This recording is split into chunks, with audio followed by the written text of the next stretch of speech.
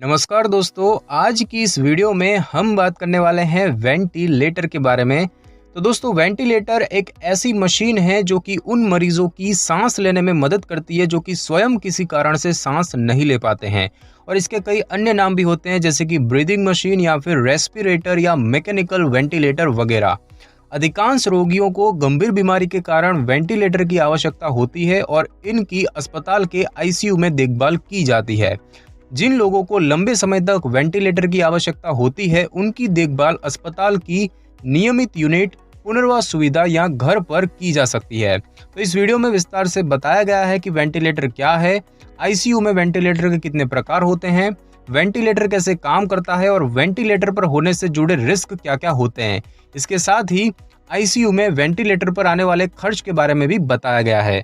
तो दोस्तों, सबसे पहले तो हम ये जानेंगे कि वेंटिलेटर क्या होता है। तो दोस्तों, वेंटिलेटर एक मशीन है जो कि रोगी को सांस लेने में मदद करती है और इसके लिए मुंह, नाक या फिर गले में एक छोटे से कट के माध्यम से एक ट्यूब श्वास नली में डाली जाती है और इसे मैकेनिकल वेंटिलेशन भी कहा जाता है।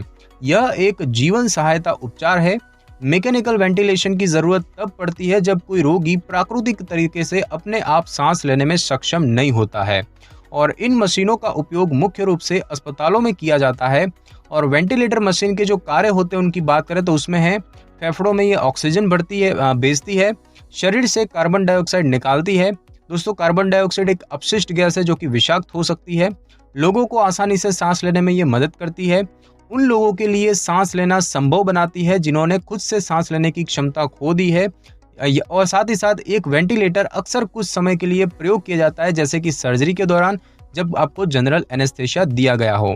और एनेस्थेसिया के असर को प्रेरित करने के लिए उपयोग की जाने वाली दवाएं सामान्य श्वास को बाधित कर सकती है। तो एक वेंटिलेटर यह सुनिश्चित करने में मदद करता है कि आप सर्जरी के दौरान सांस लेना जारी रखें। वेंटिलेटर का प्रयोग गंभीर फेफड़ों की बीमारी या फिर अन्य सांस की परेशानियों के लिए भी किया जा सकता है, जो कि सामान्य तरीके से सांस लेने की क्षमता को प्रभावित करती है। कुछ लोगों को लंबे समय तक या फिर अपने पूरे शेष जीवन के लिए वेंटिलेटर का उपयोग करने की आवश्यकता हो सकती है और इन मामलों में मशीनों का इस्तेमाल अस्पताल के बाहर लंबी अवधि की देखभाल सुविधाओं में या फिर घर पर किया जा सकता है। वेंटिलेटर किसी प्रकार की बीमारी का इलाज नहीं किया जाता है, बल्कि इसका उपयोग केवल रोगी को सांस लेने में सहायता के लिए ही किया जाता है। दोस्तों, अब हम जानेंगे कि आईसीयू में वेंटिलेटर के कितने प्रकार होते हैं। तो दोस्तों, किसी भी प्रकार के मानक नामकरण के अभाव में विभिन्न वेंटिलेटर निर्माताओं के अनुसार हर मोड के अलग अलग नाम हो सकते हैं और इसके कारण आईसीयू वेंटिलेटर बहुत भ्रमित कर सकते हैं। तो दोस्तों, वेंटिलेटर के दो प्रमुख प्रकार होते हैं। पहला है नेगेटिव प्रेशर वेंटिलेटर, जिसे कि हम एक्स्ट्रा थोरेसिक कहते हैं। तो दोस्तों, नेगेटिव प्रेशर वेंटिलेटर रोगी की छाती पर लगाया जाता है और इस फोर्स या दबाव के कारण छाती उठती और फैलती है। और इस प्रकार के वेंटिलेटर के उदाहरणों की बात करें तो उसमें शामिल है आयरन लंग यानी कि बॉडी टैंक और दूसरा होता है चेस्ट कुइरास।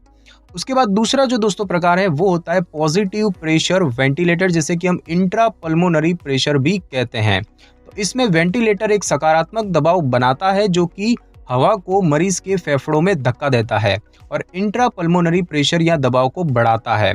तो तीन प्रकार के पॉजिटिव प्रेशर वेंटिलेटर होते हैं, जिसमें सबसे पहला है वॉल्यूम साइकिल्ड, जो कि पहले से निर्धारित की गई मात्रा या फिर वॉल्यूम वितरित होने तक वायु मार्ग पर दबाव बना रहता है और अधिकांश रोगियों के लिए इस प्रकार के वेंटिलेटर का उपयोग किया जा सकता है।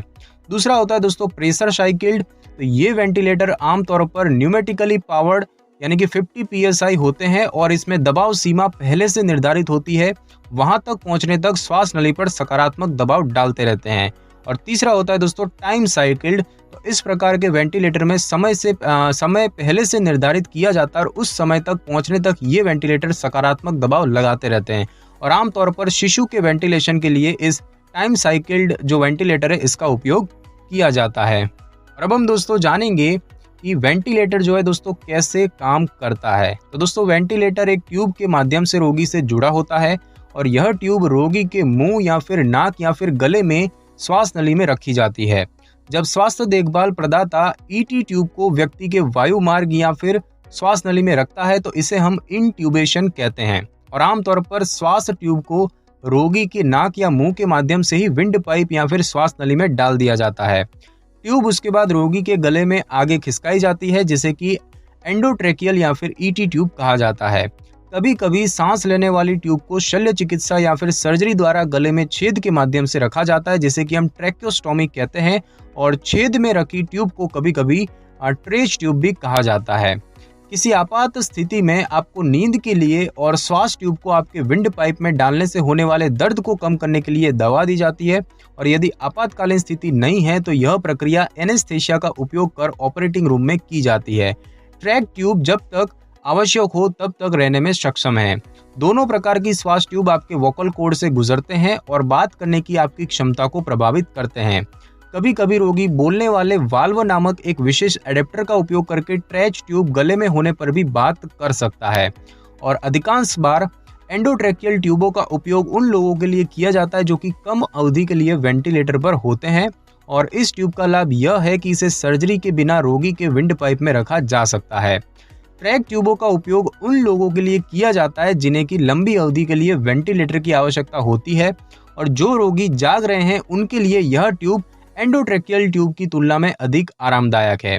कुछ स्थितियों में तो एक व्यक्ति जिसको ट्रैच ट्यूब लगी हुई है वह बात करने में भी सक्षम हो सकता है। वेंटिलेटर आमतौर पर दर्द का कारण नहीं बनते हैं। रोगी के विंड पाइप में श्वास ट्यूब कुछ असुविधा का कारण बन सकती है। यह बात करने और खाने की आपकी जो क्षमता है उसको भी प्रभावित करती है। भोजन के बजाय स्वास्थ्य देखभाल करने वाली टीम रोगी को नस में डाली गई ट्यूब के माध्यम से पोषक तत्व दे सकती है। यदि रोगी लंबे समय तक एक वेंटिलेटर पर है तो उसे संभवतः नेजोगैस्ट्रिक ट्यूब या फिर फीडिंग ट्यूब के माध्यम से भोजन दिया जाता है। ट्यूब जो है वो रोगी की नाक या मुंह से या सर्जरी से बने छेद के माध्यम से सीधे उसके पेट या छोटी आंत में जाती है। और एक वेंटिलेटर रोगी की गतिविधि को बहुत सीमित कर देता है। रोगी अपने बिस्तर पर या कुर्सी पर बैठने में सक्षम हो सकता है, लेकिन आप आमतौर पर ज्यादा घूम नहीं सकते हैं।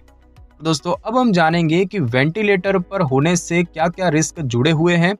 तो दोस्तों किसी व्यक्ति के वेंटिलेटर पर होने के सबसे गंभीर और सामान्य जोखिमों में एक होता है न्यूमोनिया। रोगी के वायुमार्ग में रखी श्वास ट्यूब के माध्यम से बैक्टीरिया उसके फेफड़ों में प्रवेश कर सकते हैं। नतीजतन ऐसे रोगी में वेंटिलेटर से जुड़ा न्यूमोनिया या फिर वेंटिलेटर एसोसिएटेड न्यूमोनिया नामक बीमारी विकसित हो सकती है। श्वास ट्यूब रोगी के लिए खांसना भी मुश्किल बनाती है। खांसी जो है वो फेफड़ों में फंसे कणों से हमारे वायुमार्ग को साफ रखने में मदद करती है। अगर ये कण साफ नहीं होते हैं तो ये इन्फेक्शन कर सकते हैं। वीएपी यानी कि वेंटिलेटर एसोसिएटेड न्यूमोनिया वेंटिलेटर का उपयोग करने वाले लोगों के लिए एक प्रमुख चिंता है, क्योंकि वे अक्सर पहले से ही बहुत बीमार होते हैं।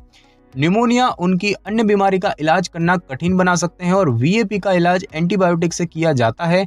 यदि वीएपी वाले बैक्टीरिया मानक उपचार के प्रतिरोधी है तो रोगी को विशेष एंटीबायोटिक की आवश्यकता हो सकती है। वेंटिलेटर पर होने का एक और जोखिम साइनस इन्फेक्शन होता है और इस प्रकार का इन्फेक्शन उन लोगों में अधिक आम है जिनको एंडोट्रेकियल ट्यूब लगाई जाती है। साइनस इन्फेक्शन का इलाज एंटीबायोटिक से किया जाता है। वेंटिलेटर का एक अन्य जोखिम फेफड़ों की क्षति है, जो कि अधिक दबाव या फिर फेफड़ों के फैल होने के कारण होता है।